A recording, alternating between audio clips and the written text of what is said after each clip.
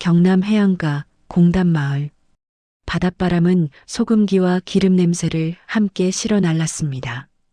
김영희의 집은 마을 끝자락, 공장 굴뚝이 보이는 낡은 단층 집이었습니다. 저녁이면 어김없이 아버지의 고함 소리가 골목까지 새어나왔습니다. 이 집안에 딸려는 필요 없어. 영희는 12살 때부터 그 말을 들었습니다. 밥상에서도 방문 앞에서도 심지어 학교 운동의 날에도 들었습니다. 아버지는 술을 마시지 않아도 영희를 보면 인상을 찌푸렸습니다. 영희가 태어난 것 자체가 계획에 없던 실수였다고 어머니는 조용히 말해주었습니다. 미안하다. 어머니의 사과는 늘 그렇게 짧고 힘이 없었습니다. 이복 오빠 준호는 달랐습니다. 22살 공장 사무직으로 일하며 집에 돈을 넣는 아들. 아버지의 전처 아들이었지만 이 집의 장남으로 대접받았습니다. 동네에서는 김씨네 아들 참 효자라는 말이 돌았습니다. 명절이면 아버지 옆에 단정하게 앉아 술잔을 따르고 영희 어머니에게도 용돈을 건넸습니다. 하지만 집안의 준호는 달랐습니다.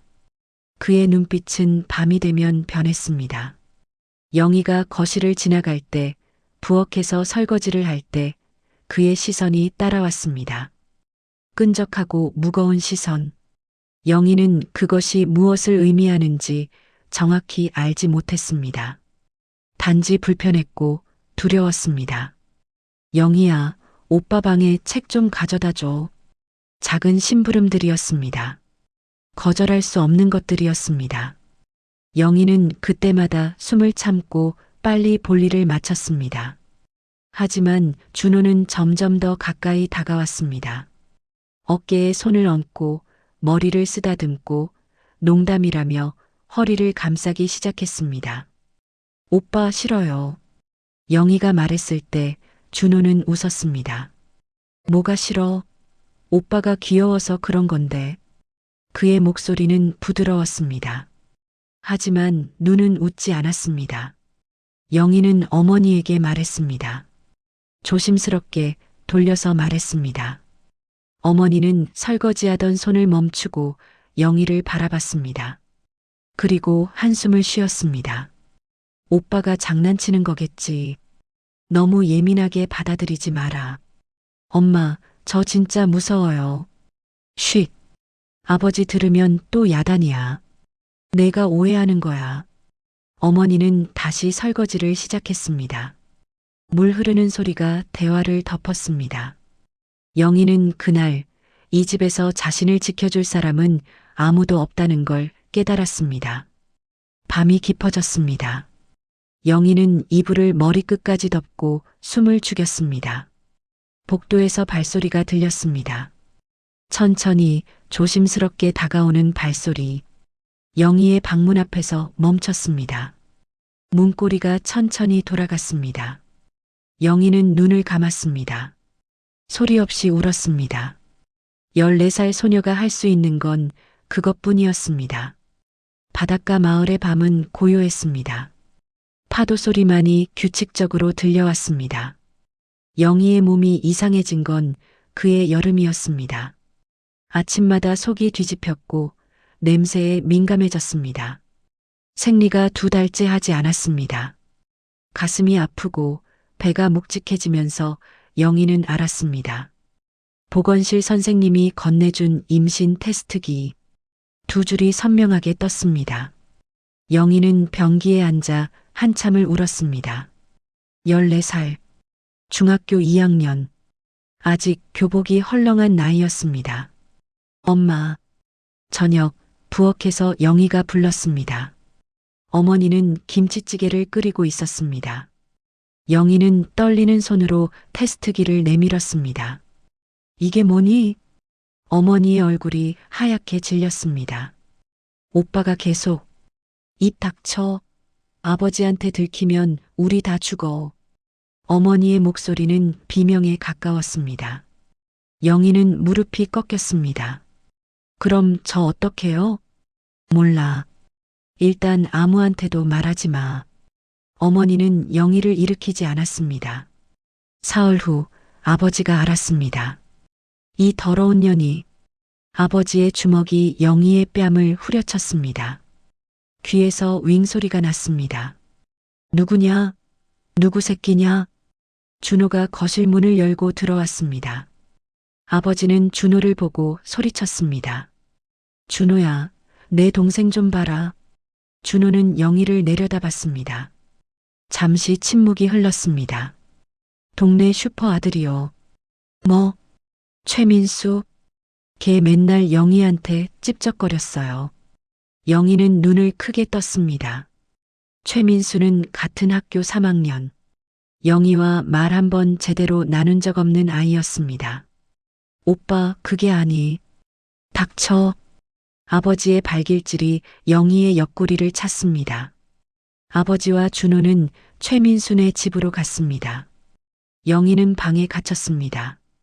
밖에서 고함 소리가 들렸습니다. 유리 깨지는 소리, 여자의 비명. 다음 날 최민수네 가족은 마을을 떠났습니다. 영희가 꼬셔서 그런 거래. 집안이 원래 저 모양이니까. 마을 사람들의 수군거림이 들렸습니다. 영희는 학교에 갈 수 없었습니다. 내 꼴을 누가 봐? 집에만 있어. 영희는 방 안에 갇혔습니다. 배는 점점 불러왔습니다. 어머니는 큰 티셔츠를 가져다 줬습니다. 말없이 문 앞에 두고 갔습니다. 어느 날 밤 준호가 영희의 방문을 열었습니다. 괜찮아? 영희는 벽을 등지고 앉았습니다. 나가줘. 화났어? 내가 지켜준 건데. 뭘 지켜줬는데? 아버지한테 진실 말했으면 넌 죽었어. 준호는 영희 옆에 앉았습니다. 영희는 몸을 움츠렸습니다. 우리 애잖아. 준호의 말에 영희는 숨이 막혔습니다. 내가 책임질게. 넌 여기 있으면 돼. 나가. 당장 나가. 도망가지 마. 어차피 갈 데 없어. 문이 닫혔습니다. 영희는 배를 감싸쥐었습니다. 아기가 작게 움직였습니다. 창밖으로 달이 떠올랐습니다. 영희는 달을 보며 생각했습니다. 여기서 나가야 해. 반드시. 하지만 어떻게? 영희는 몰랐습니다. 하지만 알아야 했습니다. 살기 위해서. 영희는 겨울에 아이를 낳았습니다. 집 안방에서 산파 할머니의 손에. 병원은 갈 수 없었습니다. 아버지가 허락하지 않았습니다. 병원 가면 소문난다. 여기서 나아. 진통은 20시간 넘게 이어졌습니다. 영희는 이불을 물어뜯으며 비명을 참았습니다. 산파 할머니는 말이 없었습니다. 그저 묵묵히 일을 했습니다. 아들입니다. 아기의 울음소리가 방 안을 채웠습니다. 영희는 축 늘어진 몸으로 아기를 받았습니다. 작고 빨간 얼굴, 눈을 꼭 감고 우는 아기. 영희는 그 얼굴을 보는 순간 가슴이 무너졌습니다. 준호를 닮았습니다. 눈썹, 입모양, 심지어 울음소리까지. 현우라고 부를게. 영희는 작게 속삭였습니다. 아기는 울음을 멈추고 영희를 바라봤습니다. 까만 눈동자. 그 눈은 아무것도 모르는 눈이었습니다. 죄 없는 눈이었습니다. 내가 지킬게. 꼭. 영희는 그렇게 다짐했습니다. 하지만 준호는 매일 들어왔습니다. 퇴근하면 곧장 영희의 방으로 왔습니다. 내 아들 보러 왔어. 나가줘. 왜? 내 자식인데. 준호는 아기를 안아들었습니다. 현우는 울지 않았습니다. 준호는 아기를 흔들며 웃었습니다. 잘생겼어.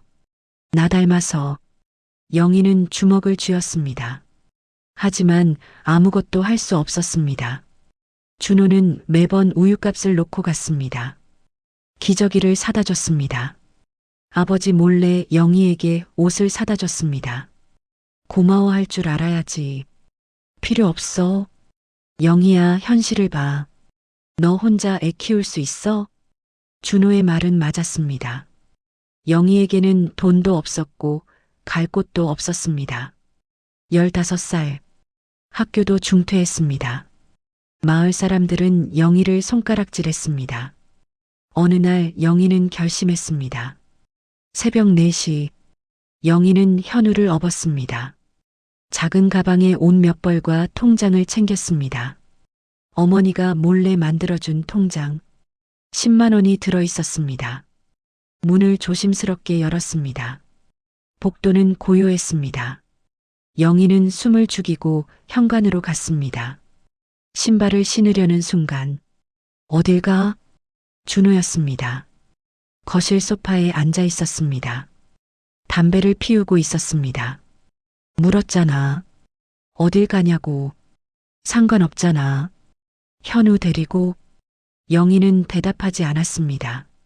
준호는 담배를 끄고 일어났습니다. 못 가. 비켜. 영희야, 정신 차려. 너 나가서 뭐 할 건데? 애 없고 어디 가? 일자리라도 있어? 준호의 목소리는 차분했습니다. 설득하듯 타이르듯 말했습니다. 그건 나가서 찾을 거야. 겨울이야. 애 얼어 죽어. 넌 미성년자고 학교도 안 나왔어. 누가 널 받아줘? 영희는 입술을 깨물었습니다. 준호는 한 걸음 다가왔습니다. 여기 있어. 내가 책임질게. 아버지 몰래 돈 벌어서 너희 먹여 살릴게. 싫어. 왜? 뭐가 싫은데? 준호의 목소리가 높아졌습니다. 현우가 깨어 울기 시작했습니다. 다 싫어. 오빠도 이 집도 전부 다. 그럼 현우는? 현우도 싫어. 영희는 멈칫했습니다. 준호는 비웃듯 웃었습니다. 마, 넌 못 나가. 애 때문에라도. 그날 밤 아버지가 영희의 방문에 자물쇠를 달았습니다. 밖에서만 열 수 있는 자물쇠였습니다. 한 번 더 그러면 애 빼앗는다. 아버지의 경고였습니다. 영희는 창문으로 달아날 생각도 했습니다. 하지만 2층이었고 현우를 안고 뛰어내릴 수 없었습니다. 봄이 왔고 여름이 왔습니다. 영희는 새장 속 새처럼 갇혀 지냈습니다. 현우는 웃기 시작했습니다. 영희가 부르면 까르르 웃었습니다. 그 웃음소리만이 영희를 살아있게 했습니다. 가을, 아버지가 쓰러졌습니다. 공장에서 기계에 깔렸습니다. 병원으로 옮겨졌지만 이틀 만에 숨졌습니다. 장례식장은 조용했습니다. 마을 사람 몇만 왔다 갔습니다. 사무제가 끝나고 준호가 유언장을 꺼냈습니다. 아버지가 남기신 거래. 변호사 통해서 받았어. 집과 공장 지분, 예금 모두 준호 이름으로 넘어갔습니다. 영희 몫은 한 줄로 적혀 있었습니다. 영희는 평생 이 집에서 살 권리를 준다. 그게 전부였습니다. 어머니는 고개를 숙였습니다. 영희는 웃음이 났습니다. 권리? 이건 권리가 아니라 형벌이었습니다. 그날 밤 영희는 현우를 재우고 창밖을 봤습니다. 달은 여전히 차갑게 빛났습니다. 영희는 생각했습니다. 이대로 끝일까? 현우가 자는 소리가 들렸습니다. 작고 고른 숨소리. 영희는 현우를 내려다봤습니다. 아니야. 끝이 아니야. 끝낼 수 없어. 어딘가에 길이 있을 거라고 영희는 믿고 싶었습니다. 아직 보이지 않지만 분명 존재할 거라고. 영희는 무릎을 꿇고 현우 옆에 앉았습니다. 아기의 손을 잡았습니다. 작고 따뜻한 손. 기다려줘. 조금만. 영희는 속삭였습니다. 누구에게 하는 말인지 스스로도 몰랐습니다.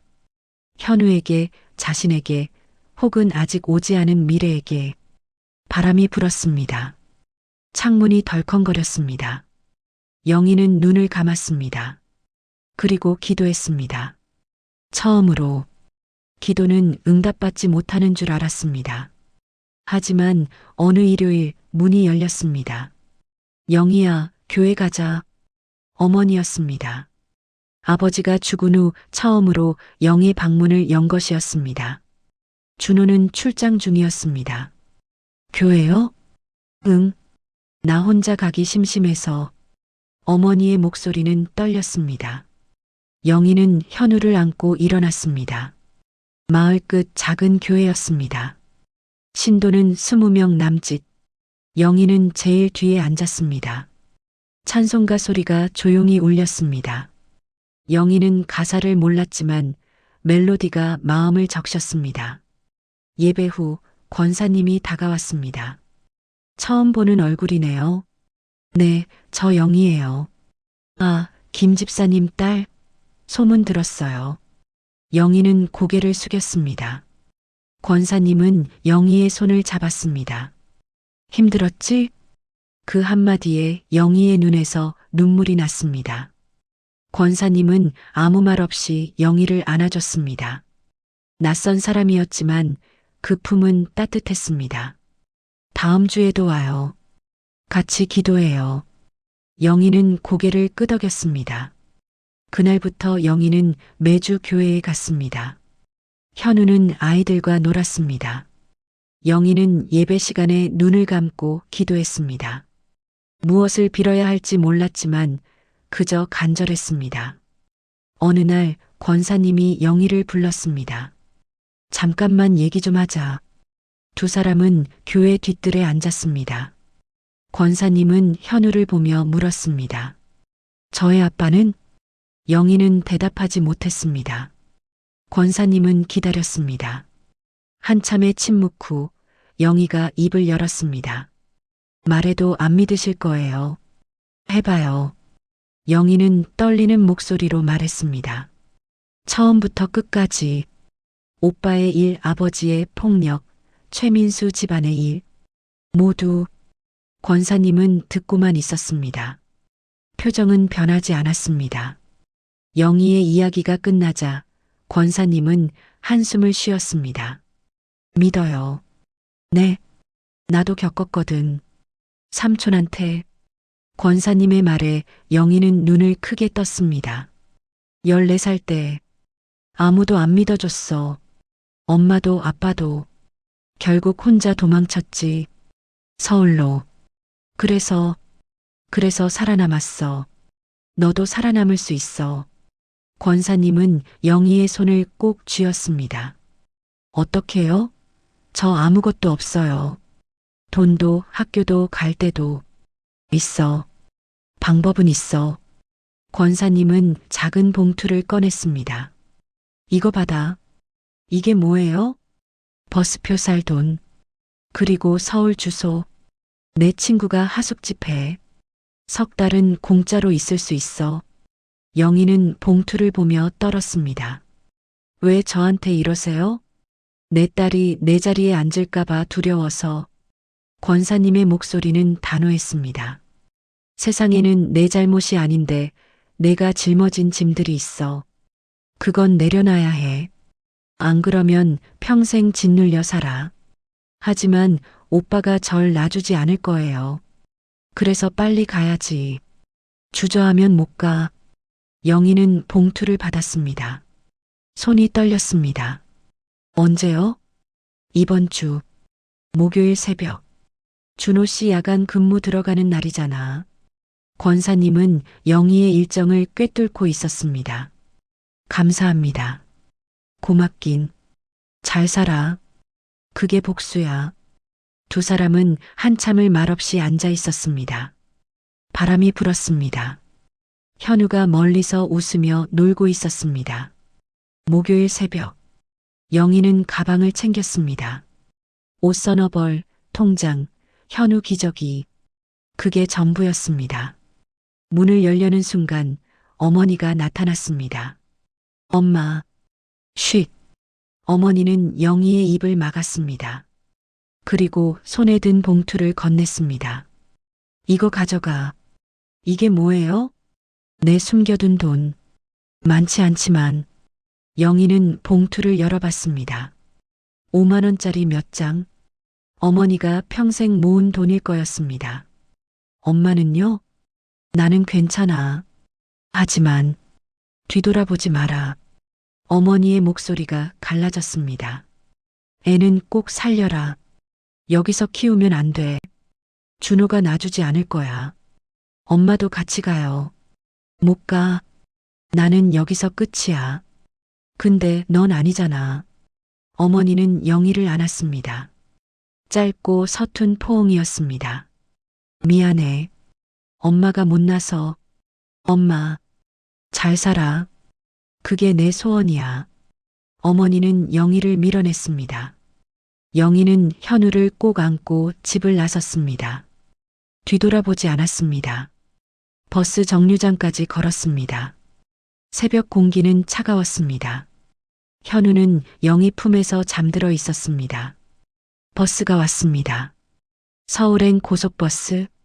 영희는 표를 끊고 제일 뒷자리에 앉았습니다. 버스가 출발했습니다. 창밖으로 마을이 멀어졌습니다. 바다가, 공장이, 집이 점점 작아졌습니다. 영희는 눈물을 흘렸습니다. 조용히 소리 없이 울었습니다. 엄마, 왜 울어? 현우가 눈을 떴습니다. 괜찮아. 엄마 괜찮아. 어디가? 좋은데. 엄마랑 현우랑 잘 살 수 있는데. 진짜? 응. 진짜. 현우는 다시 잠들었습니다. 영희는 창밖을 봤습니다. 해가 떠오르고 있었습니다. 빨갛고 밝은 해. 영희는 처음으로 웃었습니다.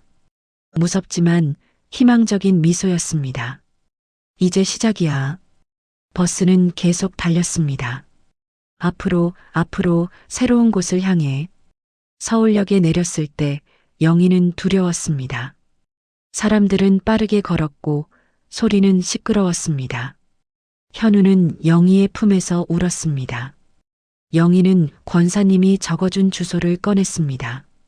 신림동 하숙집. 방 하나 비워뒀어. 석 달은 괜찮을 거야. 권사님의 목소리가 귓가에 맴돌았습니다.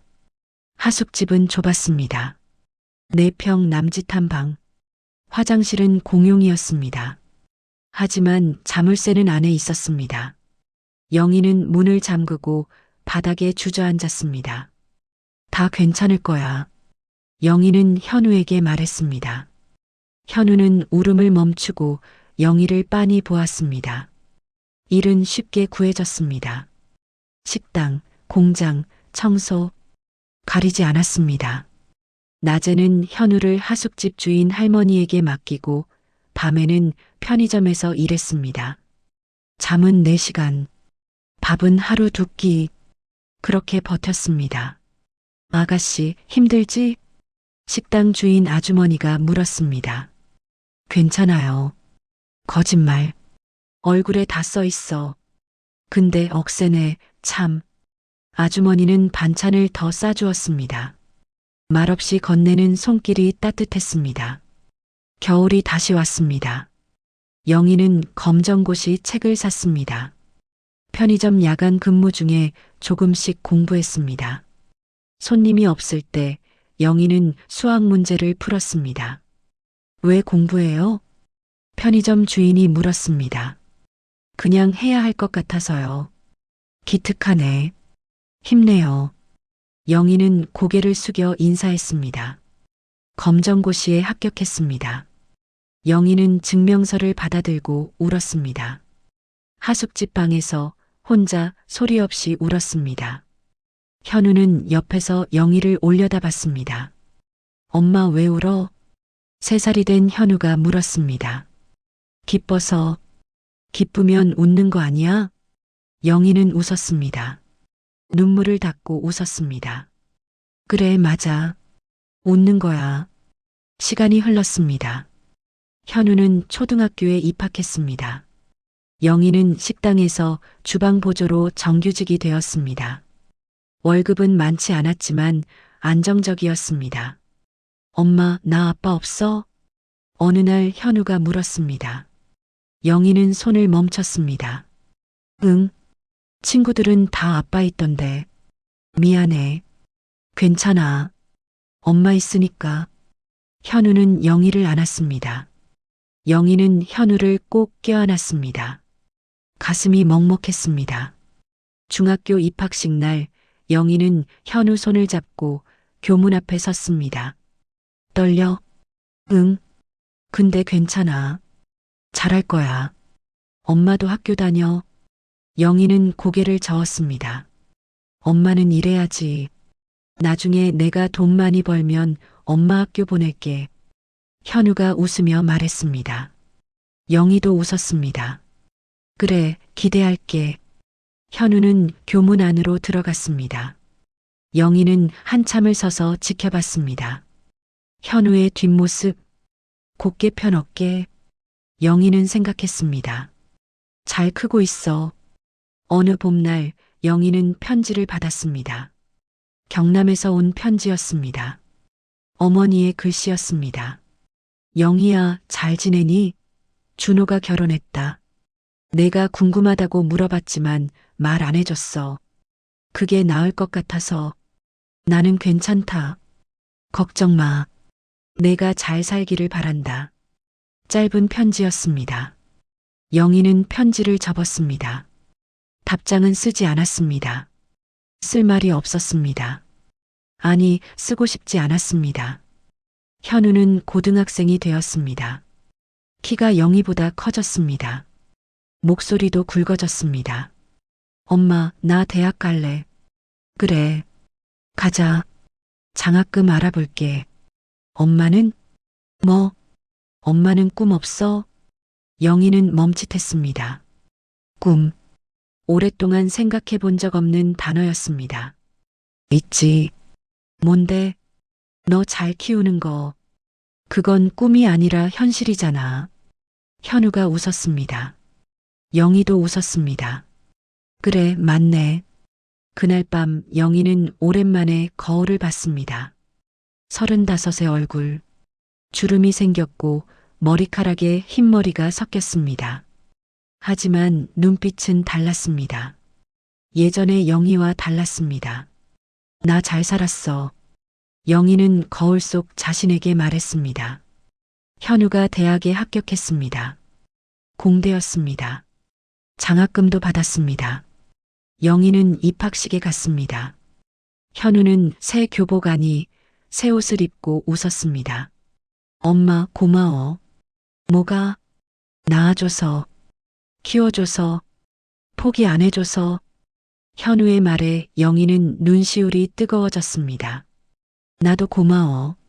살게 해줘서. 두 사람은 한참을 안고 있었습니다.